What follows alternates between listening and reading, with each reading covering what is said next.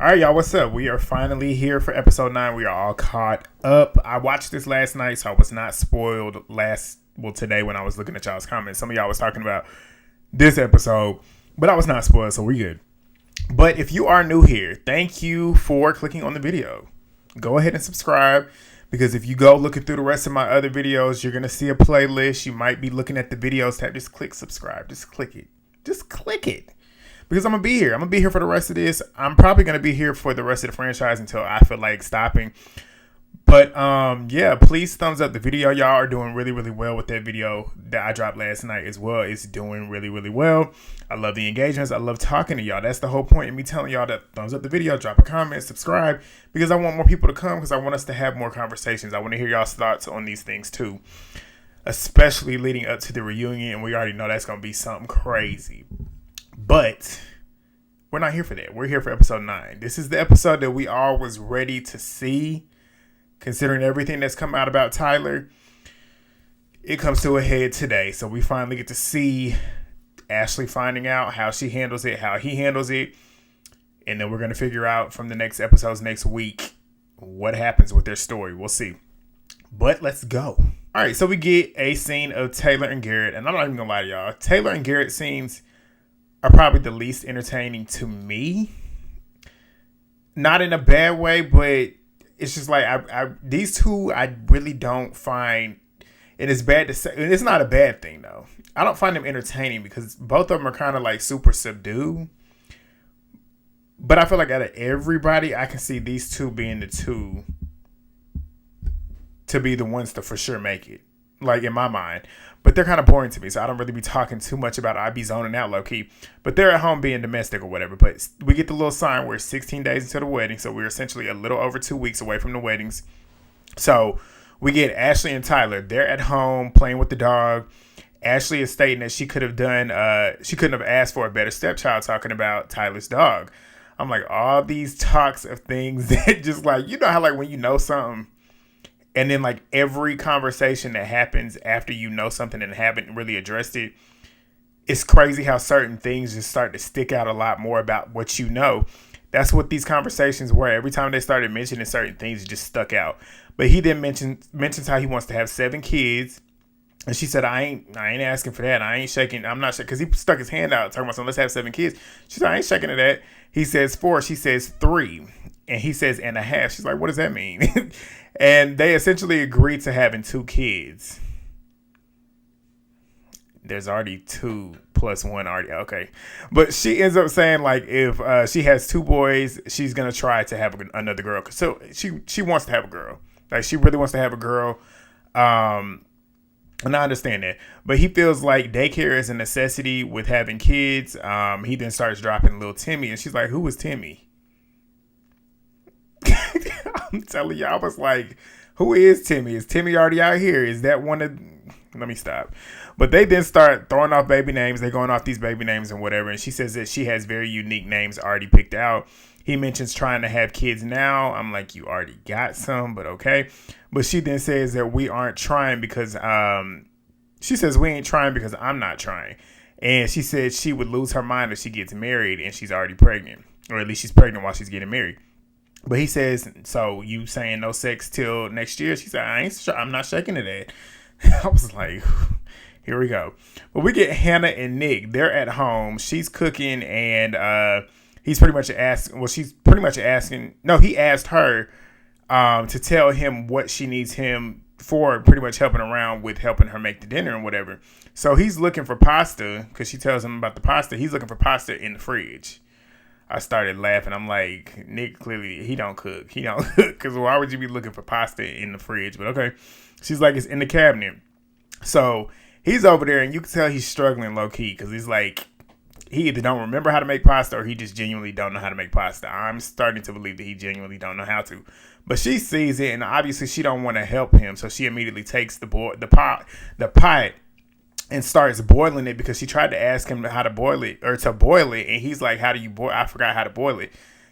And she didn't want to tell him. So she just took it and started doing it herself. I'm like, see, now that's that type of shit. Like, you can tell she gets aggravated with him. And it's just like little things like that. And her dad and her mom, which I really like her dad and her mom. We'll get to them in a minute. But It's that little stuff that they're talking about, like little stuff like that. You gotta let that shit go. It's not that deep.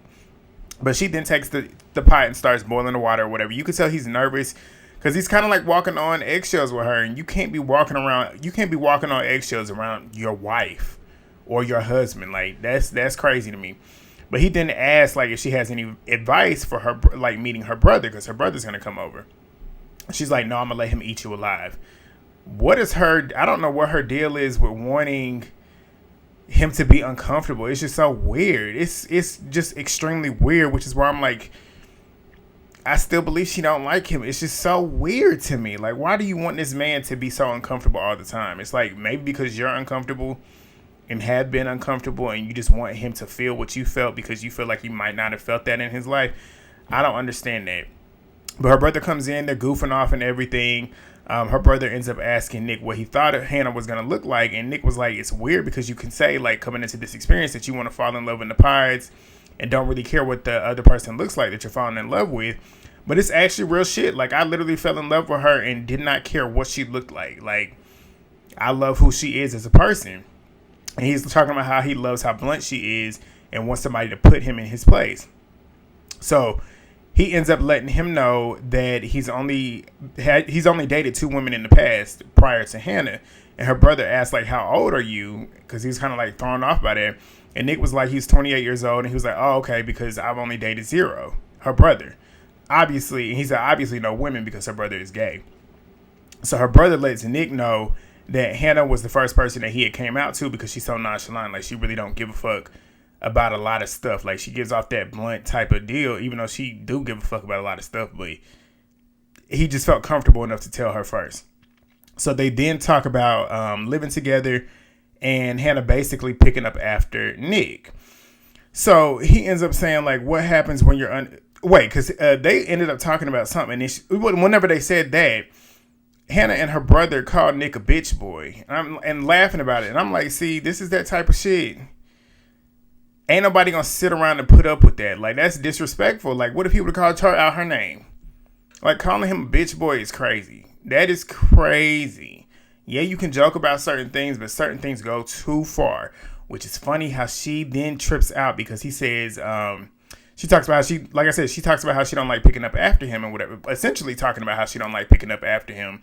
But she's doing it in a condescending way to where Nick picks up on it. He's like, see, that's what happens. Like, you out here picking up after me because you unemployed.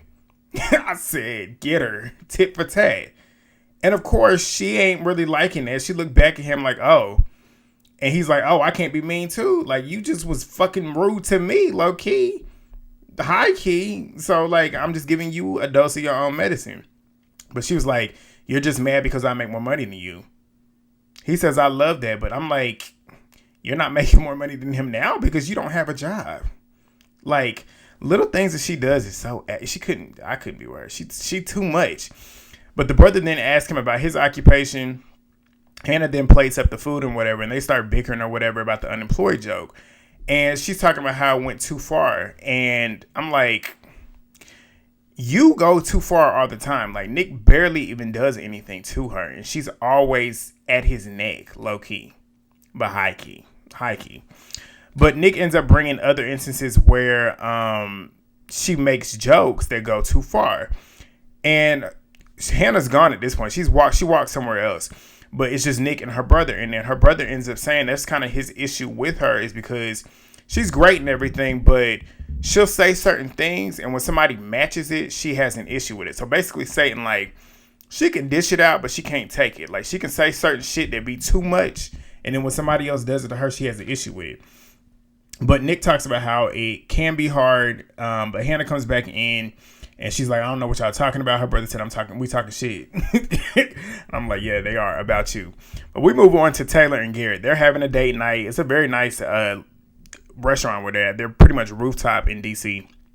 And it's at nighttime, so it's really beautiful. But she's talking about the Monica and Steven issue. I hope I'm not screaming in this. But Taylor is talking about how she loved the way that Garrett handled the situation with Monica. And she loves how empathetic he is. So he ends up saying, like, yeah, she ends up saying that Monica, deserves a Garrett. And Garrett's like, you deserve a Garrett too. And she's like, you deserve a Taylor. So they're going back and forth giving each other compliments. But she then talks about how excited she is to take him to San Diego, and she appreciates him making that leap and taking that leap to be away from his family to go for her. So he's pretty much stating like, yeah, it's kind of like a shock to my family. They're kind of like, you're marrying this woman and we just met her. And he's like, sometimes he struggles to tell her these things because his parents are kind of like, obviously, a little bit apprehensive about it. It's kind of like, damn, this is kind of moving fast, because it is moving fast. This type of shit is not normal. Like going on a show, being away for, I don't know how long they are away. I'm going to assume like a month and a half, maybe. That's still very, very soon to meet somebody just randomly, spend 10 something days talking to them and not seeing them, and then you end up proposing before you see them, and then you're trying to figure out if we actually gonna really do this because we're gonna get married in a couple weeks. That's not normal. We don't normally do that in real life. So you can completely understand why his parents would feel a certain way about it, and she understands that too. She's like, there's moments where I feel like she felt like she had some insecurities that she's not used to, obviously, because it's just different. It's just not something that she normally would do, as he wouldn't either.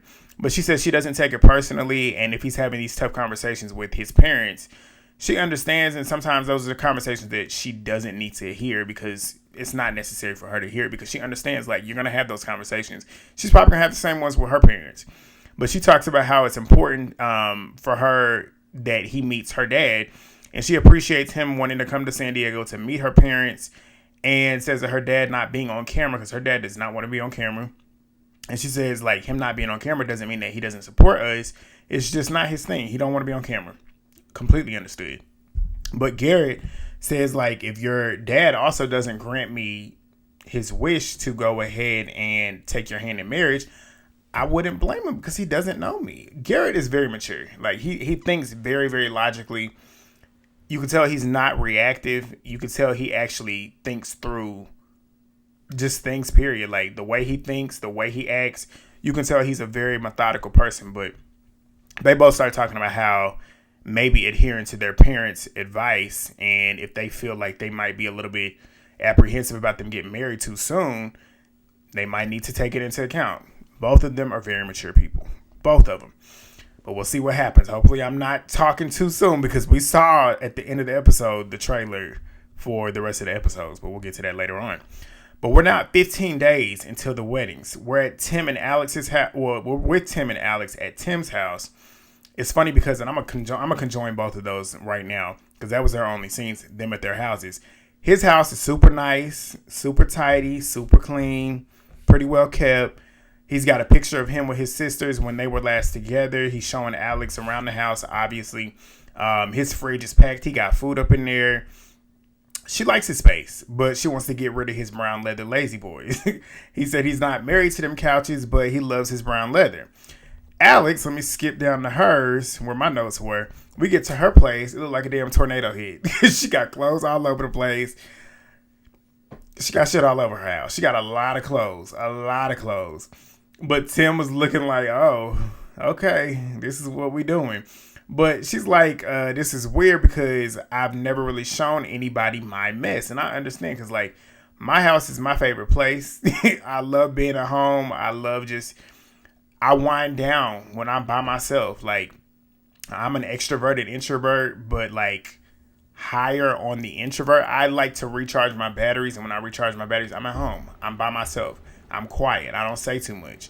So I completely understand where she's coming from, but she says she feels peace in her mess. Like, yeah, it's a mess, but this is my mess. This is my house. So I get where she's coming from. But we're now going to move to this scene with Marissa and Ramsey's meeting her bitchy ass mother. What a I'm going to say it. What a bitch. Like, she is a bitch. What a rude woman. And I hate saying that about somebody's mother, but she is rude. I'm about to get into it. But her siblings are there as well. She's got a sister there and two brothers. But before they get there, she's kind of prepping Ramsey's about, like, everything that he should expect with her family, and pretty much stating, like, her family's gonna love him. So her two brothers and sisters and her mama walk in, come to the table. Her mama's energy, I was already reading it. Before she even started talking, I could tell she was bad energy. But all four kids, we find out they have different dads. I'm not judging you, but for her to be talking the way she is to Ramses, I'm judging you. I'm judging you. But she immediately says, y'all look like siblings. Marissa then mentions how Ramses wouldn't tell her about his looks in the pies. He would only describe his fashion. Her mother says, which is kind of off. I said, you wasn't to talk, but okay. But they start talking about his hair. She's talking about how she ain't feeling it. I said, good thing he's not your man. Good thing he's not your man. You don't have to lay down and fuck him every night. Your daughter does. She likes it. What's it to you? Like, relax. Like, she was doing too much already. But she then asked, like, what is it about Marissa that drew you in? Because my daughter, she's beautiful. There's a lot of men that like her. I'm like, yeah, obviously. Like, he's one of those men. But he says, like, her personality, their communication's been well, and her not allowing things to fester and whatever. So he's just pretty much, like, talking about all the things that he likes about her. And Ramses handled this. He handled this very, very well. Very well. I don't know too many people that would handle it the way he did.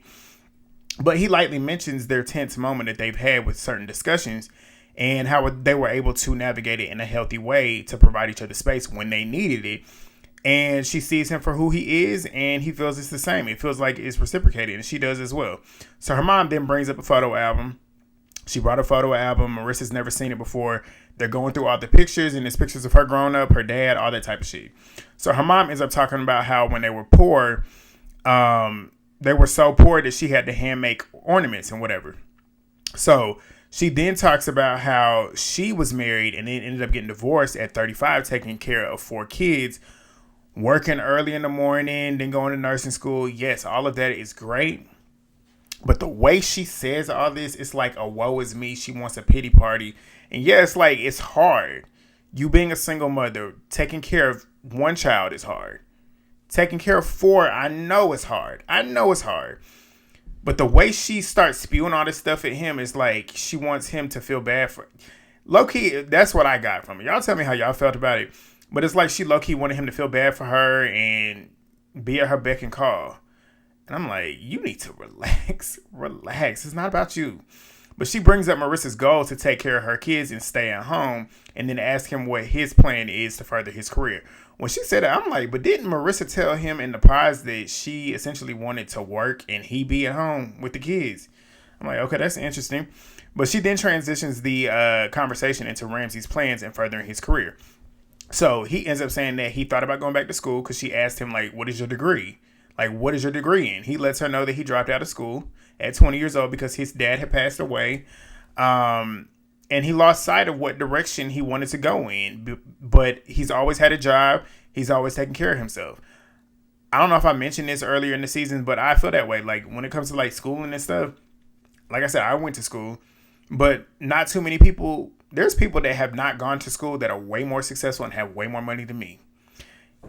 Sometimes school is just not for people. And it's just, as long as you have a backup plan, that's what I say. I state, as long as you have a backup plan, not even a backup plan, as long as you have a plan in motion, if school is not for you, it's not for you. As long as you find a way to get to your goals, that's all that matters. It really is. But I loved going to school. I like getting educated. I like being able to just learn certain things. So it was for me, even though I'm not doing nothing. I'm actually kind of doing something with my degree right now. Even though I'm not employed, but what I'm doing right, I got a degree in journalism as well. So, and I wanted to do broadcast journalism, wanted to do it in sports, but which I'm low-key doing it because I do track videos here too. But I'm essentially doing what I wanted to do, but I'm doing it here with y'all. So, shameless plug, thumbs up the video. Thumbs up the video for me doing that. But anyways, she ends up saying she just wants to make sure that he's not relying on her, talking about Marissa's law degree and her money. I'm like, you don't even know this man. You don't even know him. Like, why are you passing all this judgment on him? She's so aggressive. But she then calls her daughter a bitch and says she's bossy. You can tell Marissa was uncomfortable. Her siblings look uncomfortable. Ramses looked uncomfortable. Like, it's like, damn, like, I'm just not meeting you and you calling your daughter a bitch already. It's like, what kind of example are you setting for him, essentially? Ramses, you could tell Ramses comes from respect and treats people with respect. But like, if he wasn't somebody that was respectful and sees her own mother, the woman that birthed her, calling her a bitch, if he was an ain't shit ass nigga, he could have walked around and been like, your mama calling you a bitch, I'm gonna call you a bitch. When you piss me off, you a bitch. Like, it's just certain things that you just gotta think about. Like, you can't always say certain things like that. It's crazy. But I thought it was just disrespectful. Like, you are her mother. Yes, you're her mother. You birthed her, but that was just foul. It was nasty. But her mom is sitting there saying like how Marissa's bossy and she likes to take control, and he needs to be the one to take control of her, and he needs to take control of her because Marissa likes being in control. And he mentions like, he basically was like, yeah, I know. Like, I know what I'm marrying into. But he then mentions how he had gotten married at 25 years old, talking about, he said, I was young. 25 is young. Her mother says that's not really young. Yes, it is young. Your brain is fully developed at 25. Like, he thought about, I don't know how quickly he got married after he proposed, but he was younger. His brain wasn't fully developed at that point. So he was going through the process of that. You're young. You're young. I don't consider you, yeah, you're grown when you're 21 years old, when you're a legal adult, when you can drink, but you're really grown whenever you can fend for yourself. But I feel like you aren't really grown until, like, in my opinion, the way I see it, I felt like I didn't fully gather and really grasp everything that I needed to until like 26. I feel like your late 20s is when everything starts to really make a lot of sense. But that's just where I feel with that. That's why I don't feel like her saying that he was not really young makes any sense, because he was young. But she ends up asking what happened. And maybe it doesn't seem young to her because I don't know how old she is, but back in that generation, those generations way up, getting married at 25, that was normal. So as we all know, in this day and age, getting married at 25 is not common anymore. But he ends up explaining his experience with marriage. And she's like, so you're trying to explain to me marriage? I'm like, shut up. Let him fucking talk. And it's like, all marriages aren't the same. He has a different experience than what you probably did. But he ends up letting her know, like, we were going in different places. And we were going in different directions religiously. And he didn't feel it was fair for her to be in a place where she wasn't happy, which is right. Like, that's the right thing to do. And they made that decision to go ahead and get a divorce. And she's sitting there saying, so y'all both agree? He's like, yes. Yeah. She's like, well, good, because you trying to make it seem like you were saying. I was like, she was getting my blood all the way up here. I'm like, can you leave me the fuck? Like, I was like, can you leave me alone? I'm not even in the scene. But Marissa, she gets up to go to the restroom. And her mom brings up her biggest concern is that her kids had to work for everything because they didn't come from much. And they had to work for everything. And she would like to believe that marriage would last forever, but it doesn't. And she doesn't believe in that. I said, that's why you're alone. I don't know if she's alone, but if she is, that's why you're alone at your big age. But she says, like, marriages, you tolerate each other until it's over. I'm like, shut up. Shut up. Because my parents are still together. My parents been together since high school. 30, probably 34, 35 years all together. They've been married for 32 years, but they've been together for probably 36 years. And my mama held my dad down. Like, please stop. But and don't listen to her if you watch this and you think what she's saying is valuable. But she then says too, like, she believes that they should get a prenup because Marissa has dealt with a lot of men fucking her over, and if he loves her, talking about Ramsey, if you love her as much as you say you do, you shouldn't have an issue with it. He pretty much says, yeah, I don't have an issue with it because I'm not here for her money. Simply put, I'm not here for that. But her mama says she doesn't have any money right now. I said, so shut the fuck up. like, what is the issue? He can't even talk. But she says, once y'all get married, I don't care what y'all do after the wedding. I'm like, you shouldn't care any. I don't want to say she shouldn't care because that is her child. But, like, they're grown. They can make their decisions by themselves. They don't need you helping them make those decisions. And Marissa pretty much comes back and literally echoes that. But he says, so are you giving me your blessing? And she tries to joke it off and whatever. She's laughing a little bit. She ain't laughing like full laugh, but she's laughing a little bit. She says she is head over heels in love with you, I guess. And her sister likes Ramsey's energy. She says she likes him the most out of all of Marissa's partners, her previous partners. And Marissa comes back. She pretty much asks, like, what happened when I was gone? Her sister says, you gonna have to get that prenup if you want her blessing. Marissa said, I don't need her blessing. I said, exactly. But her mama then tries to tell her, you need to do it. And Marissa says, I will decide those things myself. I said, exactly. You better tell her. But she then asked her mama, do we have your blessing? And she says, I don't know, Marissa. Are you going to get that prenup? I said, moving on. But she then told, no, I got to say this too. She told Ramses, if you hurt my daughter, I'm going to cut your balls off. That woman is crazy. Hannah and Nick, they go to meet her family. And like I said, I really like her family. I like her parents. He gets her mom flowers. Her little brother's there. Her dad is there as well. So Nick is pretty much starting small conversation with them, talking about how her little brother, he likes hockey, and he got him a Capitals hat because he likes hockey. They then started talking about how her little brother wants to play football and everything too. And he asked him, like, what position do you want to play? He wants to play on the offensive line. And Nick is like, so what other position? And he's like, I don't know. He's like, kicker. That little brother looked at him like, no, no. He screw-faced him. But the mom ends up asking, like, did y'all know that y'all were interested in each other right away? Nick says how he immediately noticed how she set herself apart from everybody else, basically stating, yeah, she was the one for me. I knew it from the beginning. He did. Like, we only saw him having really having conversations with Hannah, whereas she was having those conversations with Leo.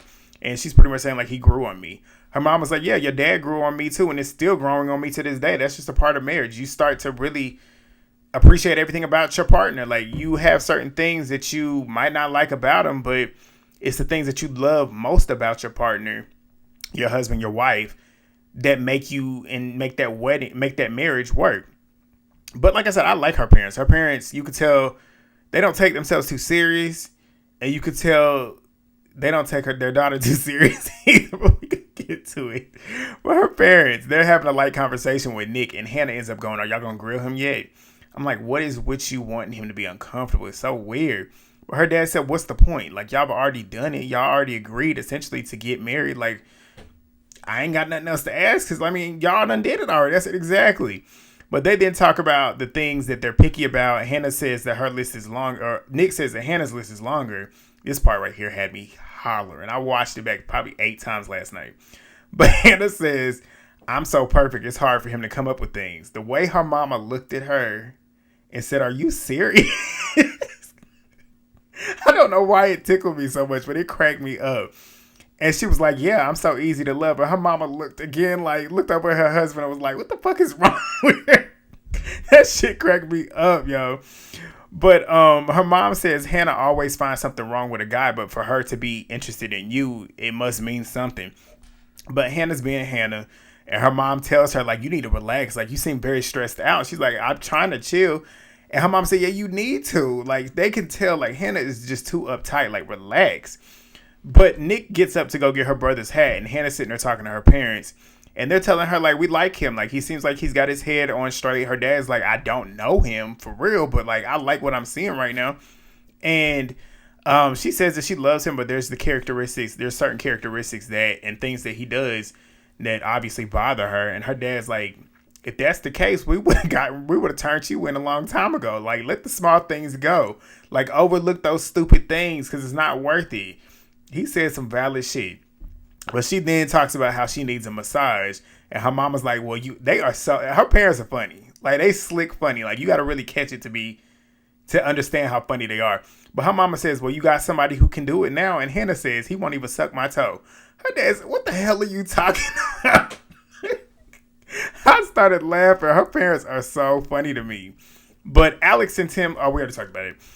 Taylor and Garrett, they went to go meet her friends. I'm not even going to go too much into this. They literally talk about them wanting to move to San Diego, and they're blown away by the fact that she is, like, so in love with Garrett, because they've never seen her like that before. Moving on. Marissa and Ramses, they're recapping the family meeting. Marissa says that her mother needs therapy. She do. She need to go probably 5 or 6 times a week. But Ramsey says that he's okay with the prenup because he's not there for her money. She like, I ain't got no money right now. But he says, like, he feels like her mother feels good about the energy that he had given. And Marissa says, like, she's fine. She's been supportive and my siblings are pleased. So Marissa thinks it's going to be good too. She then asks him if meeting his mother will go like that. And he says no. And I'm sure he's probably saying she ain't gonna be on you like that. She ain't gonna be as abrasive as your mother was with me. But he says he doesn't have any doubts about their marriage and whatever. Cause she's like, you ain't gonna go down here and say no to me at the altar. And he's like, no, I feel good. I feel locked in. So then she starts talking about kids and like, what's his timeline? She's like, do you 3 to 5 years? Like, what's the timeline? He says probably 4. So he wants to wait a little bit to have some kids. Both of them up there in their 30s. I already know what she's feeling because I already know, and I'm not carrying a child, but I know I want to have kids soon because I'll be 30 next year and I don't want to be raising kids at 50, 60 years old. So, I mean, I understand why she's like, I ain't trying to sit here and wait too long and have kids at 37.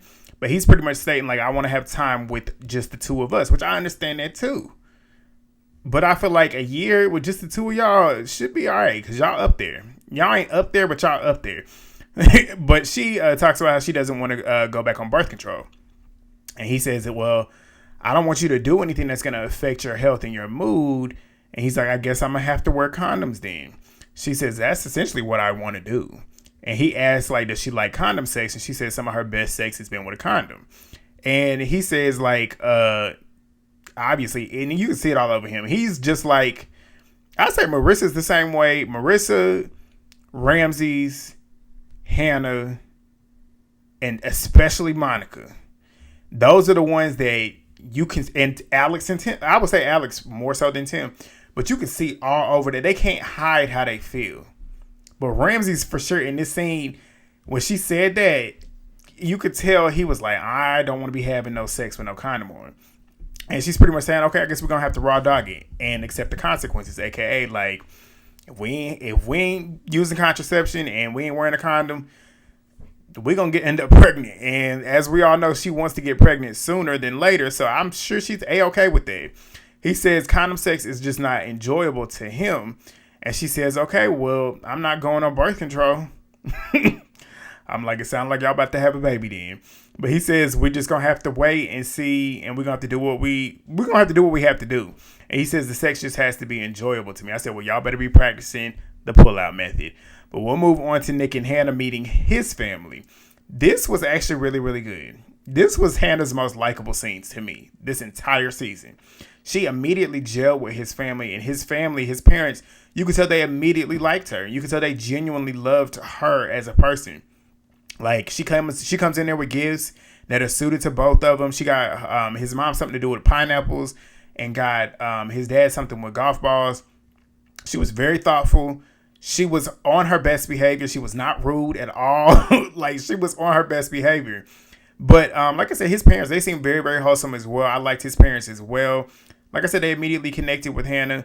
His mother made a Cuban dish, and their whole dynamic was just easy. Like, she got along super well with his family. It was kind of seamless. Like, the way her and his mom were bonding in the kitchen, talking about him.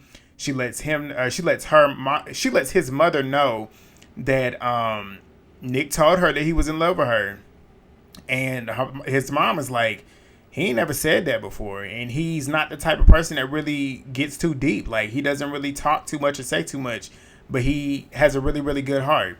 But Nick is outside with his dad, and his dad is talking about how wonderful he thinks Hannah is. It's just a lot of good vibes. They end up going and eating dinner. Everything was just good. Like, you could tell they liked each other. They liked the family. The family liked her. And, yeah. And I said they liked the family. I'm talking about Hannah. Hannah liked his family. You could tell she did. But we're moving on to the last scene. The scene I've been wanting to talk about. Ashley and Tyler's scene happens 12 days before the wedding. That is literally under 2 weeks from the wedding. Clearly, there's been a lot of tears because they both look emotionally drained. She says this just does not feel like a situation that has a resolution. This does not seem like a resolution type of conversation. She says it's a very big thing. It is. It is. And apparently she had left to go get her thoughts together. Like, it sounds like she had either did not stay there for the night or she was gone for a while. But regardless, she starts getting emotional, saying how she felt like they had such great communication. I thought so too. We all did, until what came on TikTok that one day. But she said, I don't understand how this bomb is being dropped 2 weeks before our wedding. Me either. I don't understand it. And she said, I'm thinking of every conversation that we've had where this could have been brought up. Like I said yesterday and the day before that, I just don't understand it. I don't understand how you could talk about kids. I don't know how you could talk about anything, let alone propose to her and not tell her that you fathered 3 children. Like, I don't get it. I don't get it. But she then says that we're talking about merging lives. This is something that should have been known before I said yes. Duh. Like, literally, duh. And he says the last thing that he wants to do is lose her trust. You should have thought about that before you proposed. You should have told her this before you proposed. Now she can't, I don't know how she can trust him. Because not only did you not tell me this before you proposed, not only did you not tell me this when we was just having conversations, just getting deep, talking about each other, getting to know each other. That's a big part of your life. Not only that, you proposed to me, then we went on a honeymoon. Then we out here having sex. Then we out here talking more about kids. Then you meet my father. And he's talking about kids. Are you ready to have kids? Knowing that you already got 3 out here. I don't understand it. I don't understand it. And we was rooting for you, Tyler. We was rooting for you. I was rooting for you, man. It's crazy. But he says he doesn't want to lose her trust after he's been running around screaming how they're going to get married. That's why you should have thought about that before you proposed. But she ends up saying, like, you've also been saying all of that, but you've been saying how we were going to have kids. You're ready to have kids now. But how do you not talk about that, and how do you not consider that with your past? Like, everything that's been going on, how are you not bringing this up when we talk about kids every day? And she's like, it's not just your kid. They are your kids. Kids, plural. And then this is the part that got me too. It's with someone that you know. That makes it look even worse to me. Because it's like, yeah, say you go ahead and essentially it seems like it's like a surrogate type of deal, but for the man, like you're a sperm donor. But if you're doing that to somebody that you don't even know like that, it's like you're doing this and we don't really have too much of a connection, don't really have conversation. We don't see each other like that because we don't know each other. Doing it for somebody doing it for someone and not even mentioning that, it makes it look fishy. It makes it look like, do you still have some type of dealings with this woman? Like, what is really going on? And it makes it look even worse because you have not brought it up. You went through all these large steps. You went to all these lengths to then propose. Go meet my dad and ask for his blessing to take her hand in marriage. And all of that stuff was still not even talked about. That makes it look even worse. He looks crazy to me. He looks absolutely crazy to me. But she asked him what the genders are. He says 2 girls and a boy. And she's like, that's 3 extra kids. I'm like, right. Not 1, not 2, but 3. Taking care of 1 kid. Okay, that's a stretch. 2 is like, I'm leaning at this point. But 3? Ashley, like, call me Elastigirl. I gonna have to. Like, what the fuck? But she said, like, you ain't showing me pictures or documents to prove that you're not involved. He's just sitting there looking pitiful. Like, he got a little tear on his eye. We all know he's very emotional. I do believe that he loves her, though. That's after I'm saying all of this. I do believe. I do. I don't know. Maybe call me crazy, but I do. I don't know. But she said that it's admirable in certain ways that you're trying to help a couple have kids. I agree. But it's just the fact that I hadn't had the full picture. It's basically like you literally lied to me. You lied to me without lying to me. You withheld certain information from me that is a big part of who you are. So I'm fully on Ashley's side. Fully on her side. But she's like, once you're not given the full picture, it's kind of hard to not question everything. Exactly. And she's like, me being a single woman coming to fall in love with you, who got 3 sperm babies. And she said, sperm donor babies. I don't know why that was funny to me, but it was. She said, it's a lot to absorb before a wedding. That's literally in 2 weeks. Yeah. And he's like, your feelings are valid. He said, I'm not asking for forgiveness, but I'm just asking for a chance. I said, nigga, you don't need to be doing this right now. You need to be trying to prove to her, which I don't know how you gonna do it. But you're gonna have to. Well, I don't know how he gonna do it. I don't know how you get out of this. I don't. But he says that he'd love to marry her and wants a family with her. And he said that he'll get her whatever she needs to feel safe. Okay. And he wants her to be happy, and he'll fight for her until she tells him that he needs to stop fighting. I'm like, okay, I get it, but like, it just don't sound right considering everything. But she's like, is love enough essentially for a relationship? Is it enough for a marriage? I'm like, right, you got to trust each other too at the end of the day. But he ends up apologizing to her again. She says it's just crazy because I was so sure. And she starts crying. She really gets emotional here. He's crying. He comes and pulls her in, and they hug each other. You can tell they have love for each other. You do. Like, I don't feel like what he did I don't, strike me down now. I don't feel like what he said to her, I don't feel like any of that was fake. I feel like he might have been, I don't know. I don't know. I'm trying to give him the benefit of the doubt. It's like, how do you give somebody the benefit? It's crazy. It's just sad because we was rooting for them. They was going to go down in history as one of the best couples on the show. And this is what he does. But they exchange I love yous and whatever. He tells her again that he's sorry and says that he doesn't want this to be where their story ends. You should have thought about that shit in the motherfucking pods, boy. But wait. Y'all tell me what y'all's thoughts are down below. I know y'all been waiting to hear this one. But we are all caught up. We got 2 episodes next week, which I'm excited about because it's not a million. I can get that done Wednesday, Thursday, or maybe both on Wednesday. No, it's not going to be both on Wednesday because I do another show. But Wednesday, Thursday, y'all get that one out. Then we got the one, which is the finale the week after that. And then the reunion's on the 30th, I think. It's at the end of the month. But yeah, thumbs up the video if you gotten this far. Subscribe if you are new. I want to thank y'all again because I got a good amount of subscribers off of the one from last night. Y'all been doing great with that. I love how this channel's growing with the Love is Blind community because I'm going to be here for multiple seasons. So let's keep filing in, and I'll see y'all next Wednesday. Peace.